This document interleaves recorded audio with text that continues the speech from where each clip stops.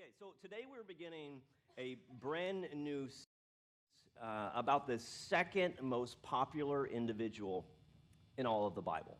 Like, second to Jesus, no one else's name appears more than this individual. This person was a writer, this person was a musician, this person became a soldier, this person ultimately became the greatest king of all of Israel. So today we're kicking off a brand new series about King David. And King David is one of those stories, or a number of stories, that's like your favorite movie. It's like your favorite book. I mean, you can just keep going back to that thing. You can lean back into it. In fact, if you grew up around the church, you probably learned those stories as children. You've heard them as adults. And this is one of those I love going back to because there's so much great content that comes out of his life. And so David, long before he becomes King David, his story takes place in about 1100 BC, before Christ. And in this era, it's different than what you and I would know. This time was a very, very violent time in history.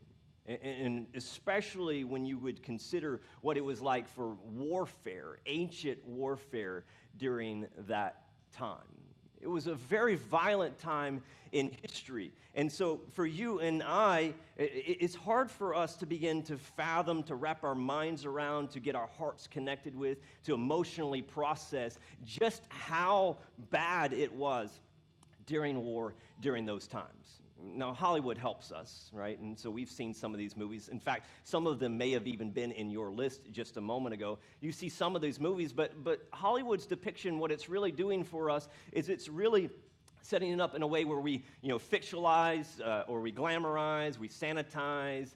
And so as we're looking at this, it's really hard to get a grasp on what that looks like. And there are some of those movies that maybe it was like Braveheart, right? Maybe it was like the Gladiator movie. Maybe it was like one of those more modern warfare kind of movies, maybe a Saving Private Ryan. And so for us, it's really hard to be able to see what it looked like during that time with this ancient warfare. And because our limitation is that Hollywood brings us into a scene, and our best way is we see it from behind the camera lens.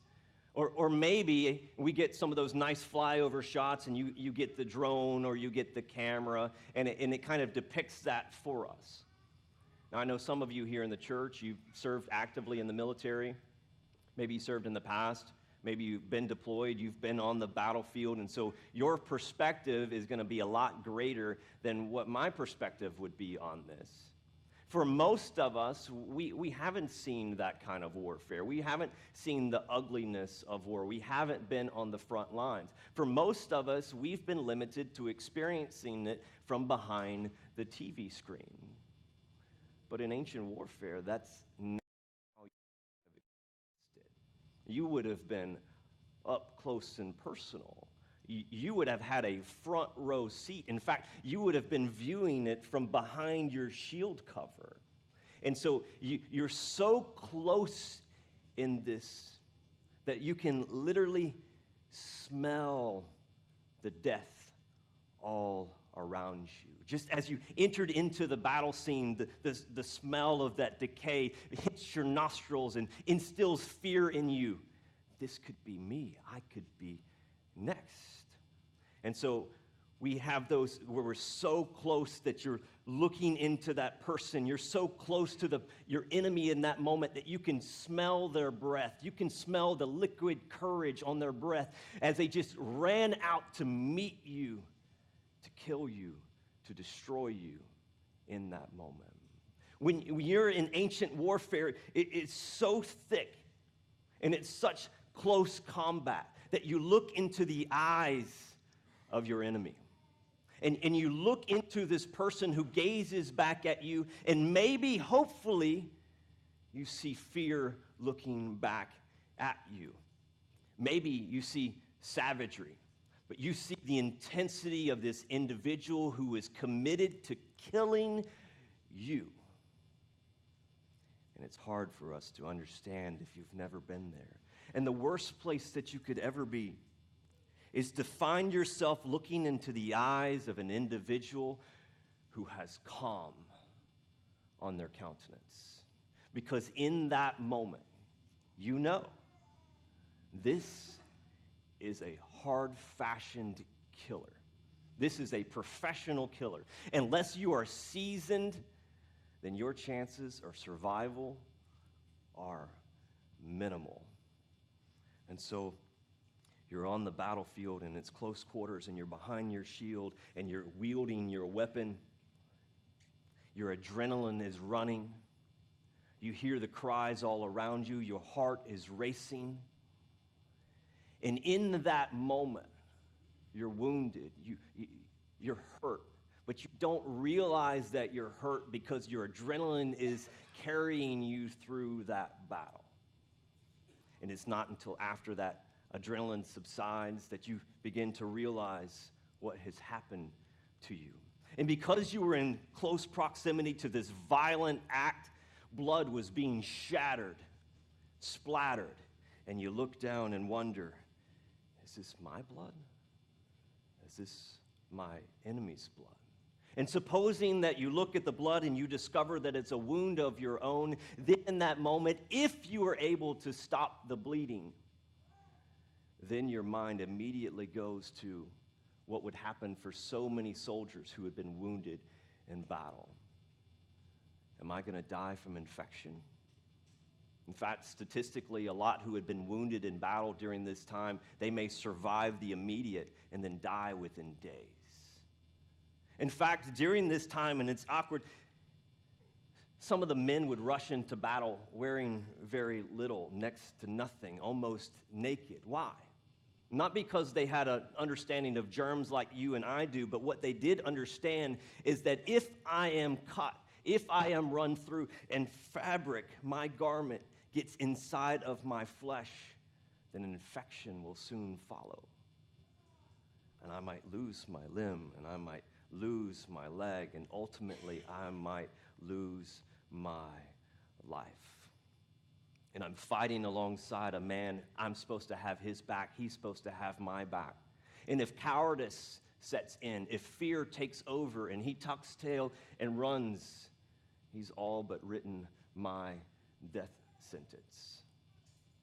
And then there would be no time for someone to come and rescue you, someone to come and remove your body from the battle scene before the birds of the air or the beasts of the field begin to prey on you.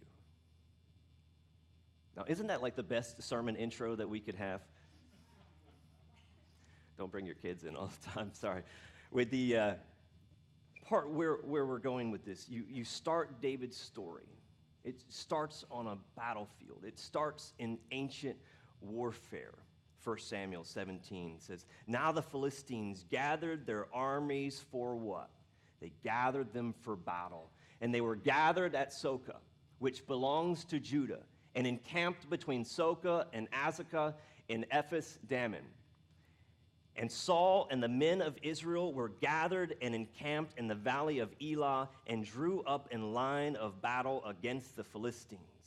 And the Philistines stood on the mountain on one side, and Israel stood on the mountain of the other side with a valley between them. And there came out of the camp of the Philistines a champion named, and you know his name, you know his story, a champion named Goliath, whose height was 6 cubits and a span, whose height was 9 feet, 9 inches. 9 feet, 9 inches of a giant stands as the champion of the enemy in the face of God's people. The shaft of his spear was like a weaver's beam, and his spear's head weighed 600 shekels of silver. And this wasn't like a javelin that you would take and just hurl.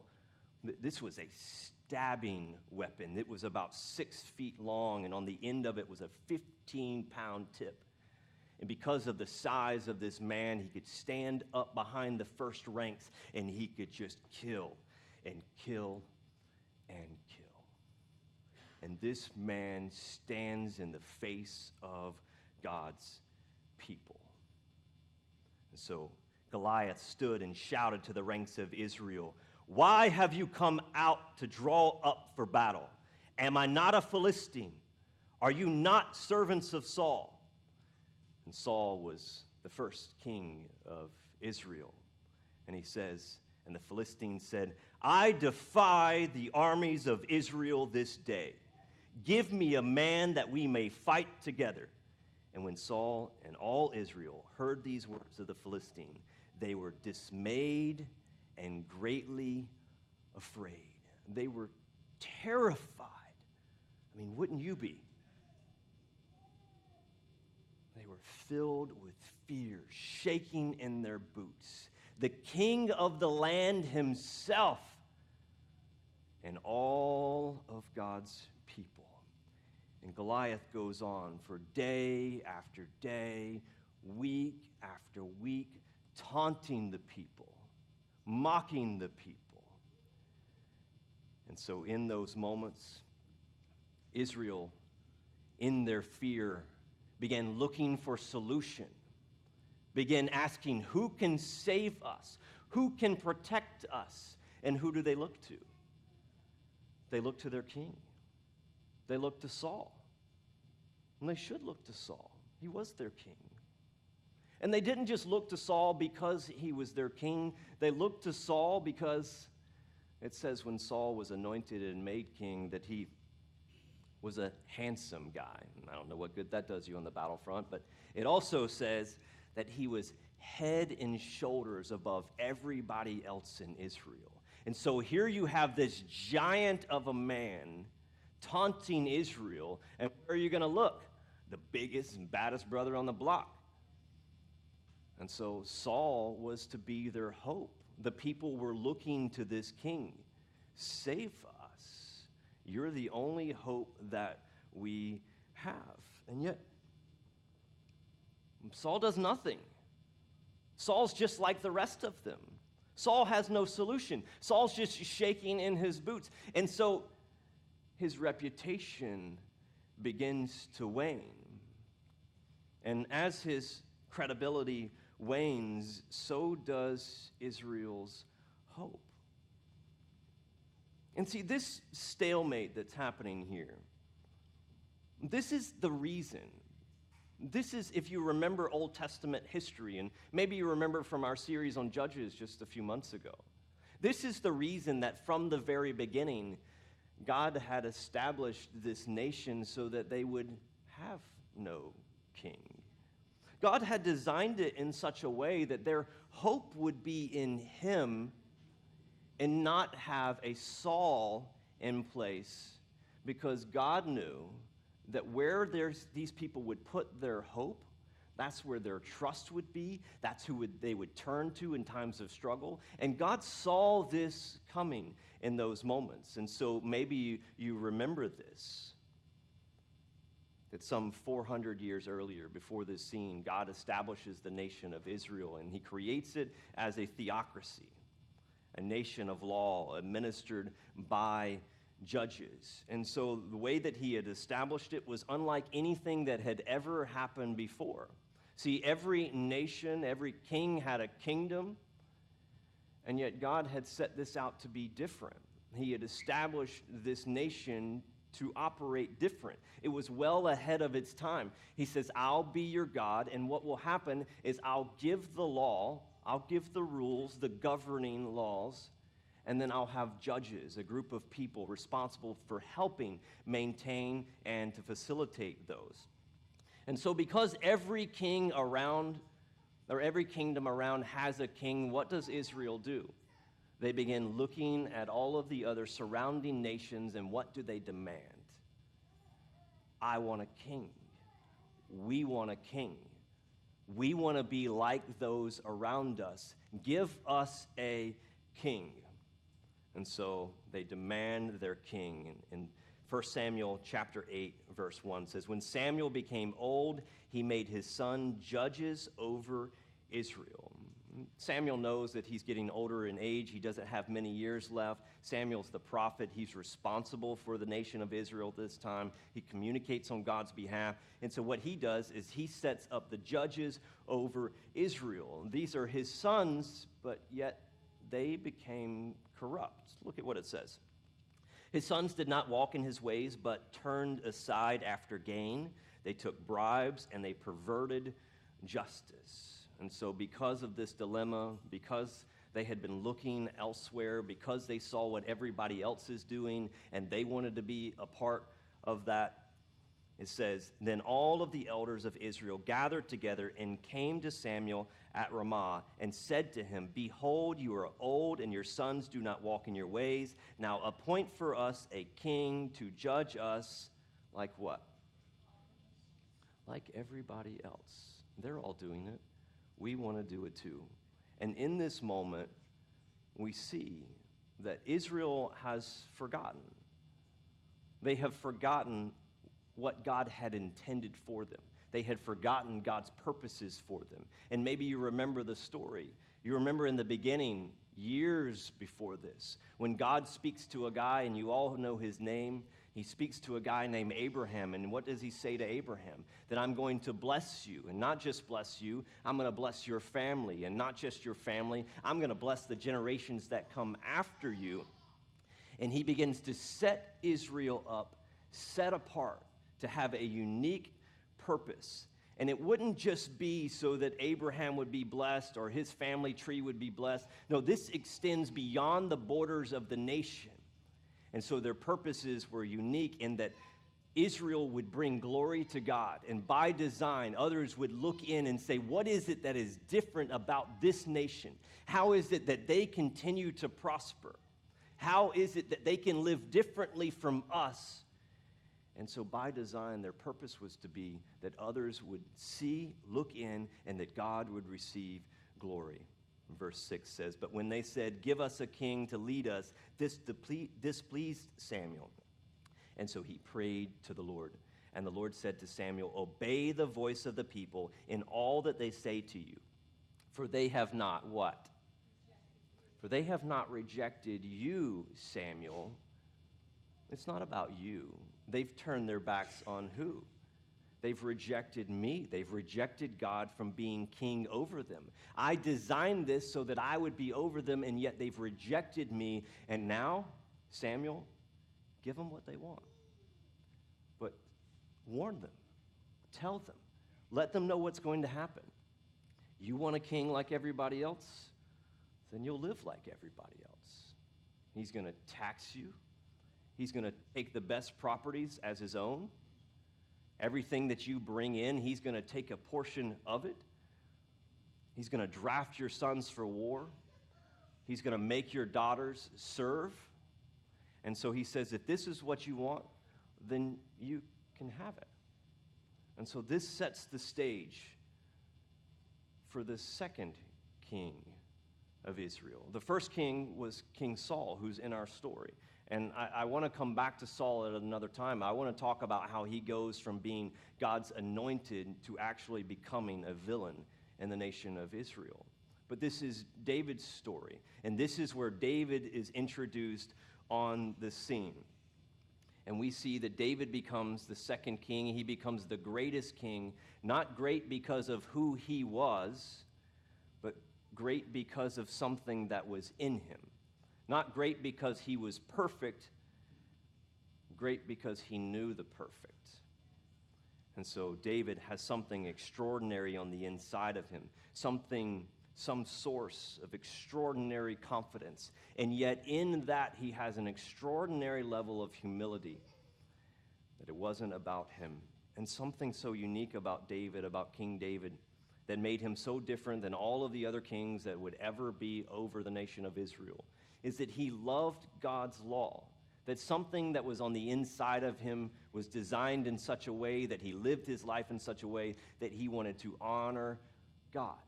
He wanted to honor God's decrees. And most of the kings who were ever put over the nation of Israel, when something would happen, maybe they would make a mistake, maybe they would just mess things up. What they would do is they would actually rewrite the laws and so that it would benefit them. But not David. David loved the law. In fact, David loved the law so much that when he made his greatest mistakes, and he did, instead of rewriting the law, he submitted to the law that actually condemned him. And David was unlike any other king that ever came before him or after him. And so David had this extraordinary clarity, and we're going to see this several times today. David has this extraordinary clarity that he was never confused about the identity of Israel's true king. David, King David, understood, even as king, who was over him. And so for us, a little bit of success, and what do? We jump on the throne of our own lives. We kind of push God away. I don't know until we need God. And yet David never did that, even in all of his mistakes, even in all of his hurdles and his setbacks. And so let's look back at the story. And here we are picking up in 1 Samuel 17. This is verse 11. When Saul and all Israel heard these words of the Philistine, they were dismayed and they were greatly terrified. And now David enters the scene. David's going to come onto the battlefield. His dad had sent him with a care package, some grains and some things for his brother. David had 3 older brothers who were enlisted in Saul's army. And so he calls them up. Jesse, David's father, calls them up. He sends them to the battlefront. And when David makes his way to the battlefield, he begins to overhear this taunting. He hears what's happening. He sees the demise of people around them. And instead of becoming dismayed, instead of becoming terrified, David becomes offended. He's offended. And he begins asking these questions that at 15 years old. I mean, think about this. David is 15 years old. He just got his learner's permit. He can't drive himself to the battlefield. And yet David has an uncommon clarity that no one else around him would have in those moments. And he begins asking questions. And he says, "What will be done for the man who kills this Philistine and removes this disgrace from Israel?" And I imagine in this moment, as he's standing around all of these hardened warriors, these veterans who've seen battle, they're weathered, they're conditioned, and here's this little prepubescent, scrawny kid, no hair on his chest, voice still cracks because he just went into puberty last week. Here's this kid in this moment, surrounded by these warriors, and he begins asking audacious questions. And so this next question, this is the question. This is the question that all of them should have been asking. And yet none of them either didn't have the courage or didn't have the insight or the clarity to ask it. And he says, "Who is this uncircumcised Philistine?" I know his problem. I got a pocket knife. Who is this uncircumcised Philistine? Meaning that this person, this individual, was not under the covenant that God had established. He was not under the protection of God. Who is this uncircumcised Philistine that he should do what? That he would defy the armies of the living God. Who does this guy think he is? Does he not know? I don't care how tall you stand. Who do you think you are? And he says to them, "Who is this that defies the armies of the Lord?" And David in this moment, he has the right heart. He has the passion behind it. He has the zeal behind it. And yet, even in all of his rightness, there were going to be those around him who immediately try to shut him down, who try to pull him back, who basically say, how dare you? Reverse the question, who do you think you are? Look at what it says. Look at who says it. When Eliab, David's who? David's oldest brother, his oldest of the three, the guy that should have invested into him, that should have mentored him, who should have taught him how to fight. This David's brother says, when he heard David talking about these things, how David was upset about it, his brother burns with anger and he says, why have you come down here? He begins questioning him, undermining him, trying to pull him down. And he says, with whom have you left those few sheep in the wilderness? Listen, little brother, you should know your place. You should leave this to us. And David's brother, who should have built him up, begins tearing him down in those moments. He says, I know, you don't know, I know. I know how conceited you are, how wicked your heart is. We know this isn't true. You know David's story. This isn't true. You came down only to watch the battle. And he begins getting torn down immediately. He has something inside of his heart.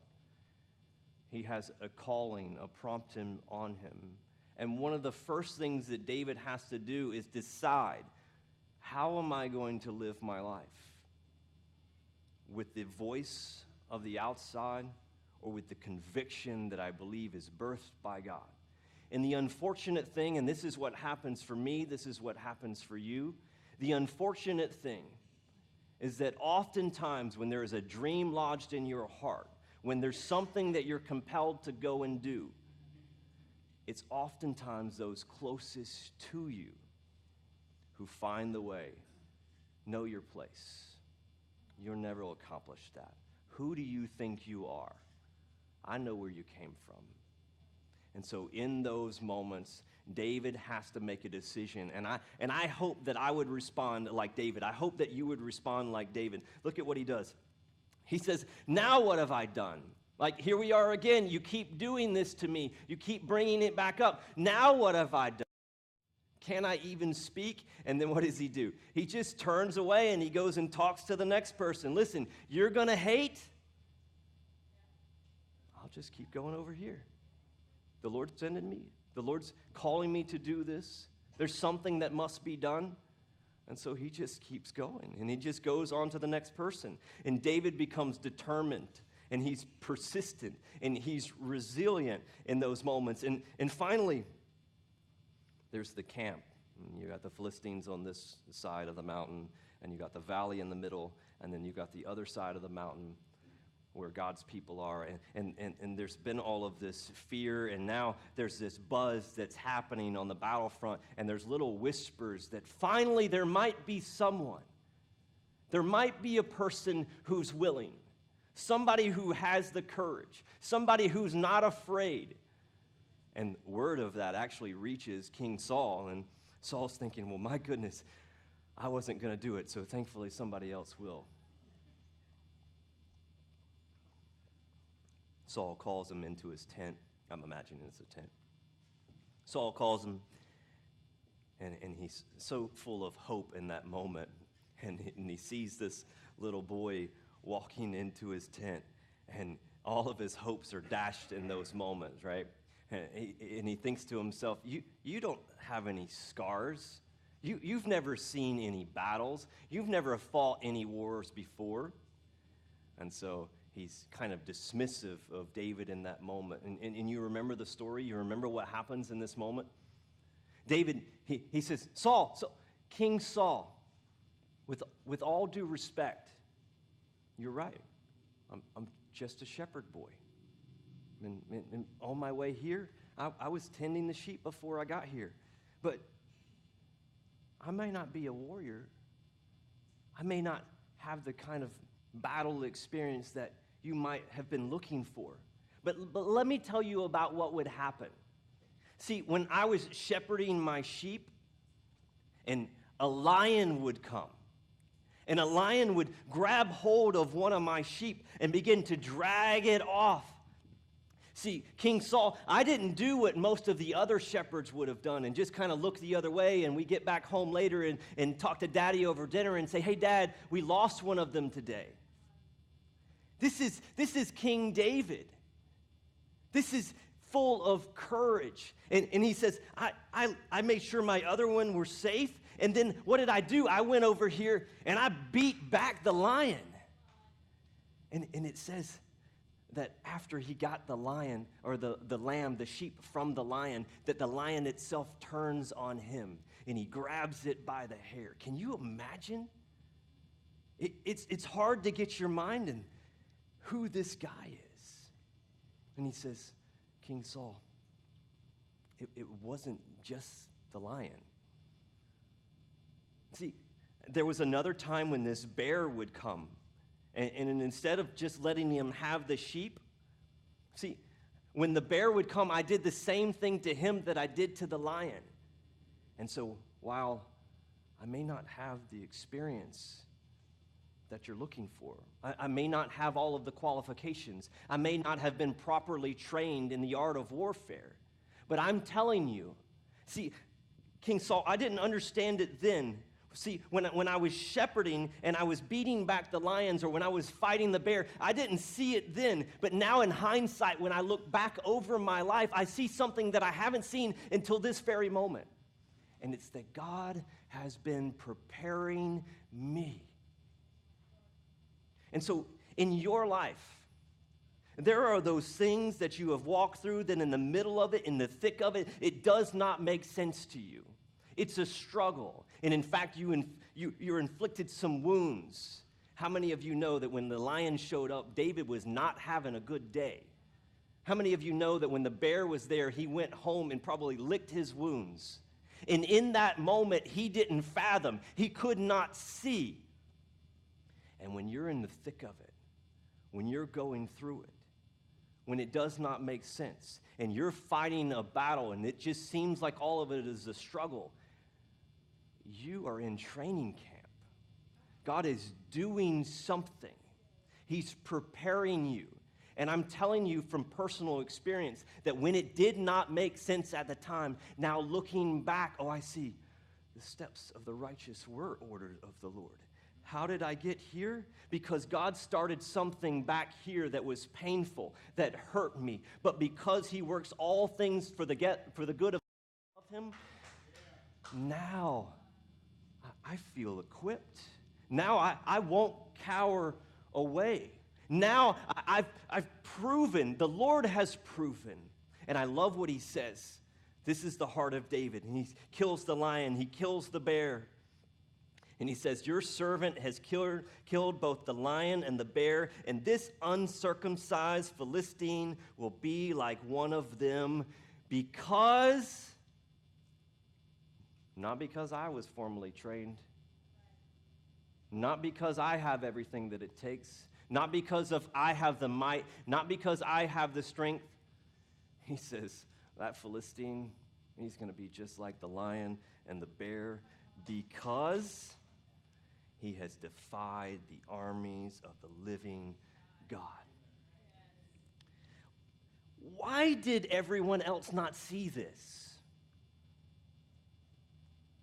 They knew the stories. They knew about Moses.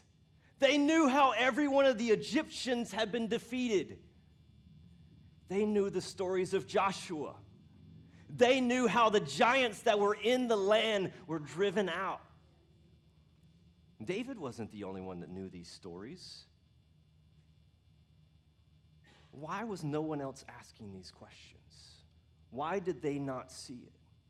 Here's a 15-year-old boy who sees something that everyone else around them cannot see, either by choice or by their own blindness. And so David says, the Lord who rescued me from the paw of the lion and the paw of the bear, he'll rescue me from the hands of this Philistine. David has this uncommon clarity. He has this certainty about him. He's so convinced. He has such a conviction that on the inside of him, he knows that a man or a woman whose hope is in the Lord need not fear. The one who puts their hope in the Lord need not fear, even when they're staring up at a giant that stands over you and threatens to kill you. Even in the face of fear, when you're backed into the corner, that the person who puts their hope in the Lord need not fear. Not because of you, not because of what you can do, because of where your hope is placed. One of the things that I love about David is in so many of the Old Testament stories, and I love Old Testament stories. I love history that comes from the Old Testament. And one of the things that I love is most of the time you kind of get this narrative. You get their story, and it has a beginning, and it has an end, and you've got the arc of their story, and the tensions, and the resolve. David's story is different because while you have those, you also have something so unique. Because David was a writer, and he was a songwriter. He wrote a lot of psalms. And so we have an insight into who David is that we don't get from most any other characters. So while we can see what's happening in his life chronologically, we get to see inside of his mind and inside of his heart and inside of his emotions, because he penned things, he wrote songs, he wrote psalms. And one of them he writes in Psalm 25, verse 1, and it just shows you who he is. He says, "In you, Lord, my God, I put my trust." Could we say this together on three? 1, 2, 3. In you, Lord, my God, I put my trust. Where did David put his trust? He put his trust in the Lord. And this would be a desire. It was the desire from the very beginning, the way that God established it, the way that God founded the nation of Israel. This would be the desire for all of Israel, for all of God's people. This would be God's desire for me. And this would be God's desire for you. In you, Lord my God, I put my trust.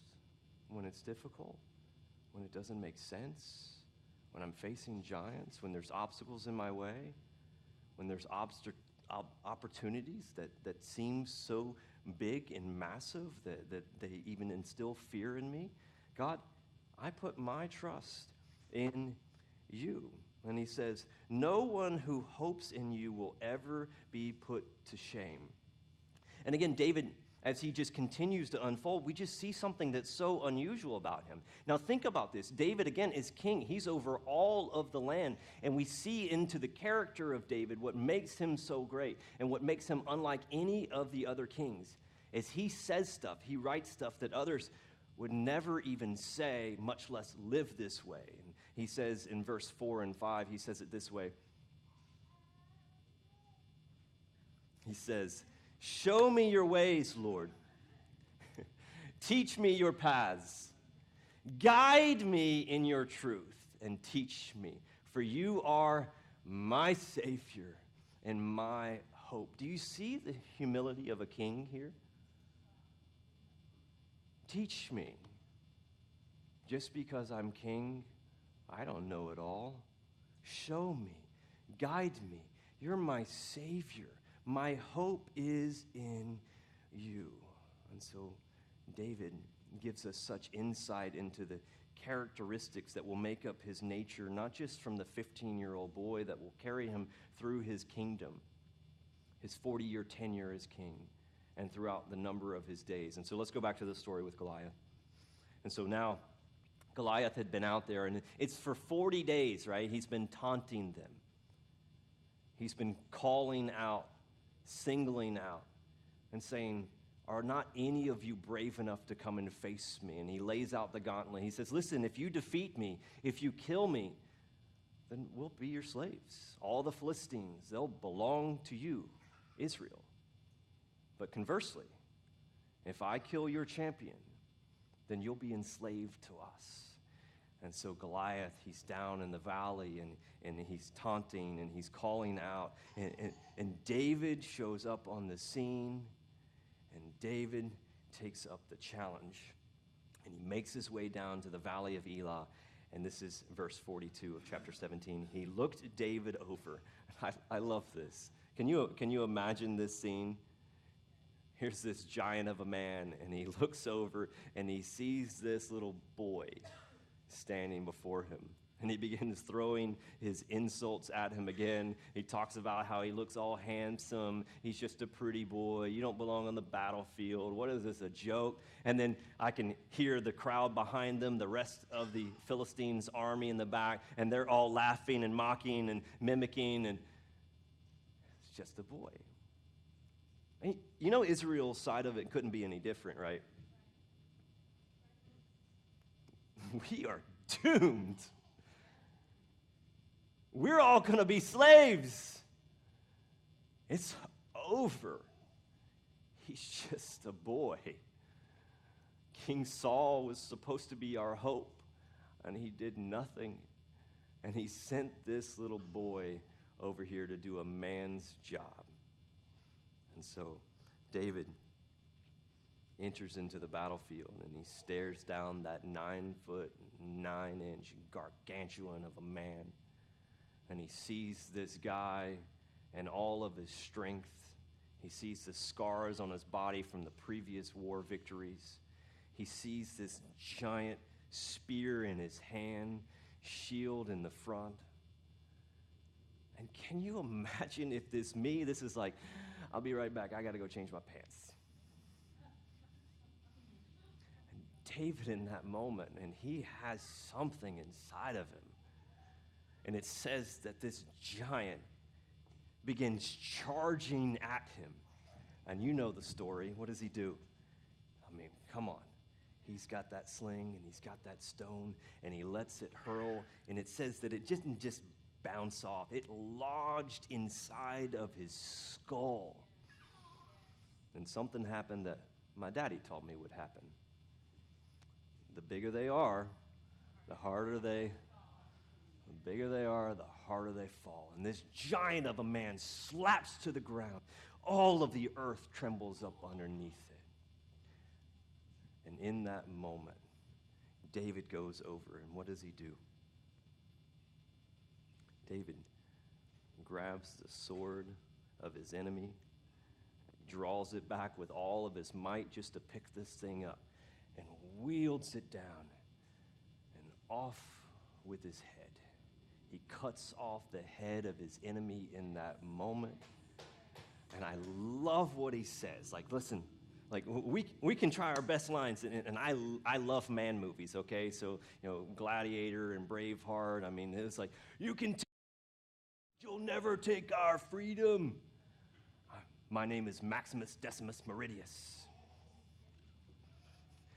I'm the father of a murdered son. I'm the husband of a murdered wife, and I will have my vengeance in this life or the next. Hollywood has nothing on the line that David brings out. I love how he says that to them. He says, and I have to just go back and read it here. He says, "You come against me with the sword and the spear and the javelin, but I come against you in the name of the Lord Almighty, the God of the armies of Israel, whom you have defied. This day the Lord will deliver you into my hands, and I'll strike you, and I'll cut off your head." And he says, oh, don't think that it's just going to stop with you. He says, oh, it's not going to end there. There won't even be a remnant of you left. He says that I will not just lop off your heads, but all of those who stand against the armies of the Lord will be cut down this day. And the Philistines make the greatest mistake that they ever could have made. They tuck tail and they run in that moment, and then all of the armies of the Lord begin charging after them, and they cut them down on the battlefield, and the enemy, the Philistines, are wiped off the face of the earth. And so David stands he says, "Who are you? Who do you think you are?" And I got to tell you, like, this is a story that I know, and you know it too. But there have been some things in my life that have felt like they stood 9 feet, 9 inches tall.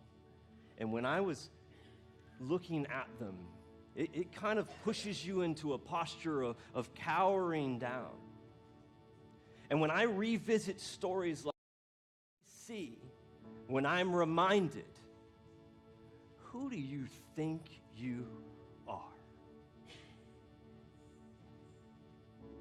Not because of who I am, not because of what I'm capable of,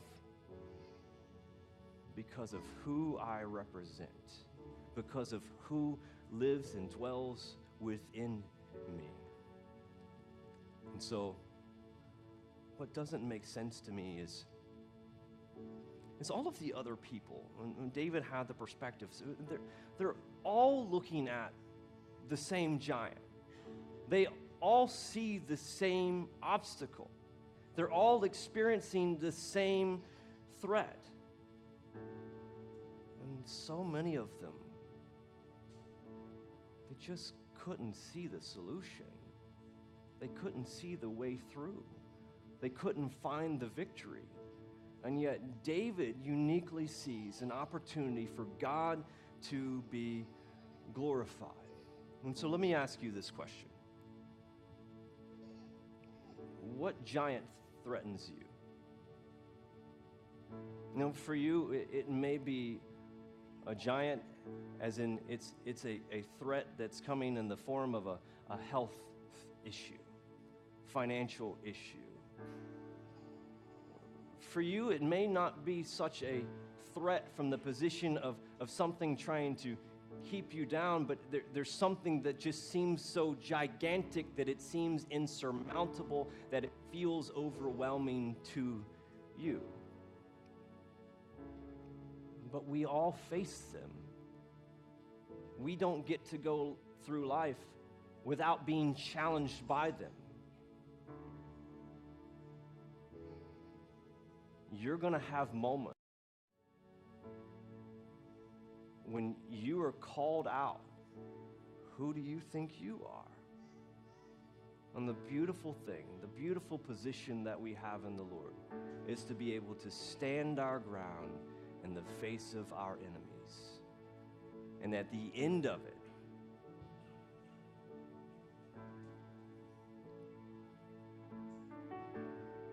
completely removed, annihilated, no trace of it left behind inside of your life.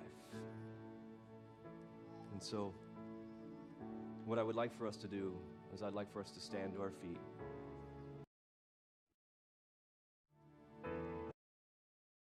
I want us to hear from Psalm 25, in David's position. This made all of the difference in David's life. And so they'll have it here on screen.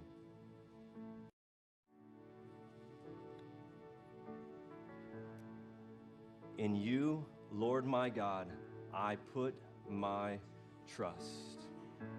Again, in you, Lord my God, I put my trust. One more time. In you, Lord my God, I put my trust.